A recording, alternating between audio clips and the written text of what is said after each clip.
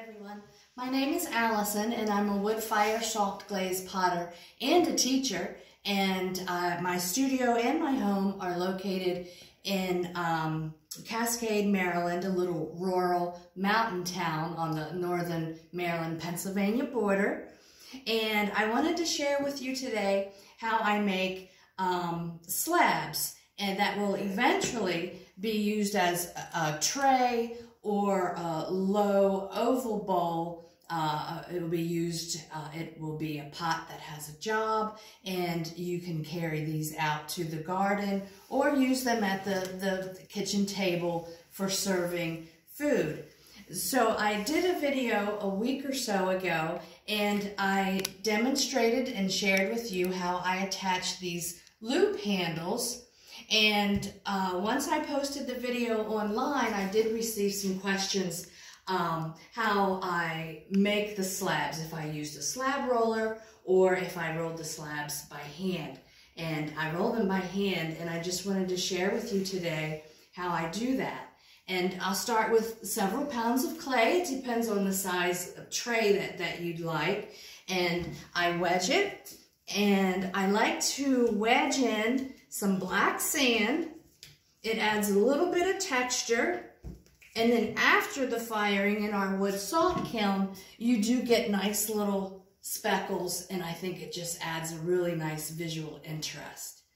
So I have my wedged clay, and what's important to me are to leave these lines and these crevices, because I want them to be in the edge of the tray when I'm finished. So I've got my clay, I've got it on a plaster bat, and then I take a rolling pin and sort of just line it up in the center, and I whack it. And then I will pivot the ball of clay or rock it gently back and forth to elongate the slab and thin it out a little bit. But not too much, because I want this pot to remain thick. And my goal is to leave these edges so they will be clay-like, so they will be live edges, and hopefully will show evidence of process on how I make the pot, how I decorate it, and how I fire it. So I want to take the slab and just elongate it, maybe make it a little bit more circular. It's at this point, I'm thinking ahead, and I'm wondering if I would like to do this scallop shape with a little hole handle, or if I would like to be more round and square with these loop handles.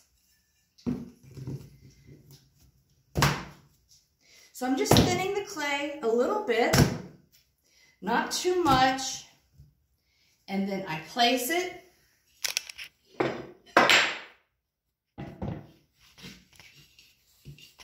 I place it on these molds that we threw on the wheel and then bisque fired, and they're sort of like upside down bowls. I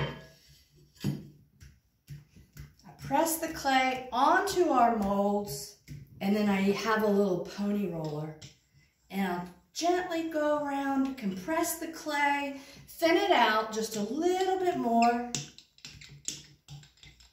I don't want to mess with it or fiddle with it too much. Like I say, I want the clay and the finished pot to be clay-like. Then the last thing I do, I'll take a flat board, place it on the bottom of the piece, and then just gently tap. That will create a flatness so it sits level on your tabletop. And then I will allow the slab to sit here for an hour or two, and I will remove it and think about what slips I want to apply, if I want to do finger swipes or brushed on big textural brush strokes of Blair's Red Slip, and decide if I want to add loop handles or a little hole handle. and then we will bisque fire it and fire it in our wood salt kiln. So I hope you enjoyed watching me make a slab, and I appreciate you taking the time to watch, and take care of yourself and others. Thank you.